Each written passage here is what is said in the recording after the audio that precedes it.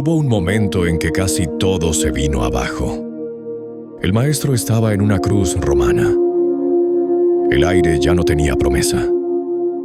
El movimiento que había despertado esperanza ahora parecía terminado bajo la vergüenza pública, el miedo y la derrota. Muchos se dispersaron. Otros miraron desde lejos, y sin embargo ella seguía allí. María Magdalena, no en un día de triunfo, no en una entrada celebrada, no cuando la multitud aplaudía, sino cuando quedarse significaba ver el derrumbe completo sin apartar la mirada. Y esa es la pregunta que atraviesa su historia. ¿Por qué permaneció? ¿Qué había en ella para no romper el vínculo cuando casi todo invitaba a huir? Durante mucho tiempo, su figura quedó cubierta por imágenes que el texto no sostiene. Se la convirtió en símbolo de cosas que los evangelios no dicen. Pero la María Magdalena que aparece en los relatos es más sobria, y por eso mismo más poderosa. Se nos presenta como una mujer que había sido liberada de 7 demonios. No se nos explica esa expresión con categorías modernas, y no hace falta forzarla. Basta entender el peso de la señal. Algo profundo había ocurrido en su vida. No una mejora ligera, no un ajuste superficial. Una ruptura real con aquello que la tenía sometida. Después de esa liberación, María aparece entre las mujeres que acompañaban a Jesús y a los 12. Mujeres que no estaban al margen, sino dentro del camino. Mujeres que servían con sus bienes, que sostenían el ministerio, que formaban parte de esa marcha desde Galilea. Esa es la figura que el texto deja ver, no la caricatura popular, no la etiqueta repetida sin base, no la mujer reducida a un pasado inventado, sino una seguidora real, activa, presente. Y eso cambia la mirada desde el principio. Porque María Magdalena no entra en la historia solo al pie de la cruz. Llega allí después de haber permanecido antes. Su presencia en la hora final no nace de un impulso repentino. Tiene raíz, tiene historia. Viene de un vínculo probado en el camino, de una cercanía sostenida, de una fidelidad que no empezó en la tragedia. Había seguido desde Galilea. Había formado parte de ese círculo que no solo escuchaba, sino que servía, acompañaba y sostenía. No hace falta imaginar escenas que no se nos dieron. Lo suficiente ya está delante. Esta mujer no estaba de paso. No era una espectadora ocasional, no era alguien arrastrada por una emoción de un día. Su permanencia final tenía detrás una permanencia anterior, más silenciosa, más larga, menos visible. Por eso, cuando llega la crucifixión, su presencia pesa tanto. Porque la cruz no era solo dolor, era humillación pública. Era el castigo reservado para aplastar, exponer, disuadir. Permanecer cerca de un crucificado no era un gesto ornamental. Era quedarse junto a una causa que parecía derrotada y junto a un condenado que estaba siendo exhibido ante todos. En ese lugar de vergüenza, María Magdalena aparece entre las mujeres que siguen presentes. Los evangelios no la muestran como un mito aislado. No borran a las otras mujeres. Tampoco convierten todo en una escena de una sola figura. Pero su nombre permanece ahí, atravesando la oscuridad. En Juan, junto a la cruz. En Marcos y Mateo, entre quienes miran. No como quien llega tarde para una imagen final, sino como quien no desaparece cuando la historia entra en su hora más amarga. Y eso tiene una gravedad humana difícil de exagerar, porque hay momentos en los que seguir cerca no da ninguna ventaja.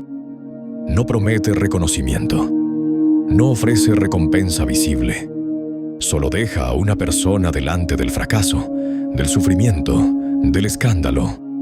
Quedarse ahí no tiene brillo, tiene costo. María Magdalena miró morir a Jesús, y cuando todo habría permitido pensar que ya no quedaba nada por hacer, tampoco soltó la historia en el entierro. Ese detalle importa porque da continuidad a su presencia. No estamos ante una aparición suelta en la escena de la cruz y luego un salto repentino al sepulcro vacío. Ella sigue la línea del derrumbe. Observa la sepultura. Ve dónde es puesto el cuerpo. La historia no se le deshace entre las manos en un instante. Ella la atraviesa entera, paso a paso, desde la tarde rota del viernes hasta el silencio del sepulcro. Eso le da densidad a su testimonio. No habla desde rumores, no aparece al final como una figura secundaria que escuchó algo de otros. Su presencia une la secuencia. Cruz, sepultura, amanecer. La misma mujer atravesando el colapso sin retirarse del todo. Y entonces la pregunta se vuelve más honda. ¿Qué sostiene a una persona así cuando la causa parece perdida? ¿Qué clase de vínculo permanece cuando ya no queda expectativa visible de victoria? La respuesta no necesita sentimentalismo. Tampoco necesita convertirla en heroína épica. La clave parece estar en algo más sobrio y más profundo. María Magdalena había sido alcanzada de una manera que no podía reducirse a entusiasmo pasajero. Su vínculo con Jesús no dependía de que todo saliera bien. No descansaba en la expectativa de un triunfo inmediato. Había nacido de una transformación tan honda que aun en la derrota no se extinguió. Tal vez por eso su fidelidad no suena ruidosa. No necesita proclamarse. Simplemente permanece. Permanece cuando la escena se vuelve insoportable. Permanece cuando el cuerpo es bajado. Permanece cuando la piedra cierra el lugar del entierro. Y cuando llega el amanecer vuelve. Eso también hay que mirarlo despacio. Porque regresar al sepulcro cuando todo parece terminado no es un gesto pequeño. Es la continuación de un duelo que todavía no encuentra reposo. Es ir hacia el lugar donde quedó la pérdida. Es acercarse otra vez al sitio del final. Juan deja ver esa escena con una intimidad particular.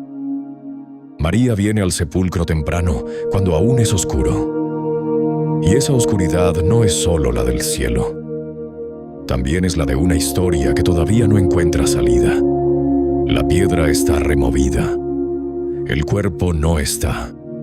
Y el dolor, lejos de aliviarse, parece abrirse más. Porque ahora no solo ha muerto, ahora tampoco está donde debía estar. Y aún así, ella sigue buscando. No se retira ante el vacío. No se resigna con rapidez. No convierte la ausencia en una razón para desaparecer. Permanece en el llanto. Permanece en la búsqueda. Permanece cuando ya no hay cuerpo, ya no hay explicación clara y ya no queda nada que tocar, salvo la herida de la pérdida. Ese es quizá el punto más desnudo de su fidelidad. No la fidelidad del que ve resultados. No la del que entiende todo. No la del que tiene ya una respuesta. Sino la del que sigue ahí cuando el sentido se ha vuelto oscuro. Y entonces llega el momento decisivo. No como una explosión ruidosa. No como un giro triunfalista que borra de golpe el peso del duelo. Llega con la forma de una llamada. Su nombre, María. Entre todos los signos posibles, el reconocimiento se abre así. No por un discurso largo, no por una escena aparatosa, sino por una voz que la nombra. Y en ese instante todo el trayecto anterior adquiere una hondura nueva. La mujer que había permanecido en la pérdida es la mujer que ahora es llamada personalmente en el umbral del amanecer. Es un clímax íntimo, no estridente. El duelo no fue negado, la noche no fue fingida. La cruz no fue minimizada. Todo eso pasó realmente, pero en el corazón de esa devastación, el vínculo que no se rompió encuentra respuesta. No una teoría, no una consigna, una presencia, una voz, su nombre pronunciado otra vez.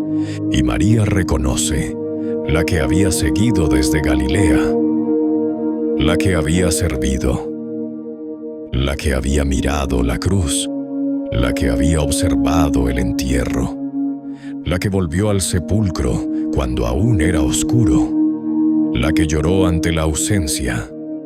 Esa misma mujer pasa ahora de la permanencia al testimonio, no porque su dolor haya sido pequeño, sino precisamente porque atravesó el colapso sin soltar del todo el vínculo que la había sostenido desde antes.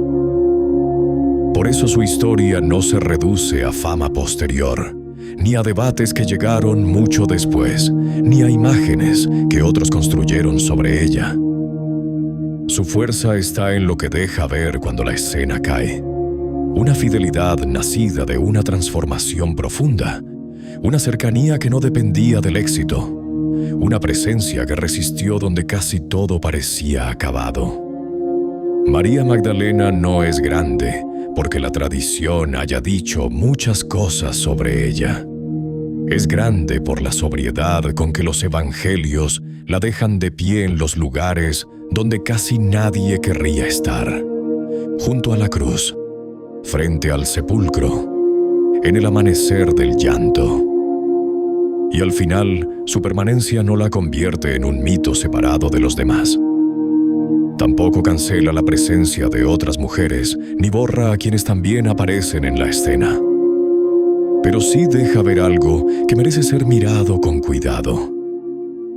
Cuando el miedo, la vergüenza y la derrota deshicieron casi todo, ella no rompió el vínculo. Siguió ahí. Y quizá esa sea la razón por la que su historia todavía pesa. Porque habla de una fidelidad que no nace del brillo, sino de haber sido alcanzada de verdad. De una lealtad que no espera condiciones perfectas. De una presencia que atraviesa la ruina sin necesidad de hacerse notar. María Magdalena permaneció cuando casi todo parecía terminado. Y en esa permanencia, silenciosa y obstinada, quedó al descubierto la profundidad de su vínculo. Si este relato te ayudó a mirar el texto con más hondura, acompáñanos en el próximo.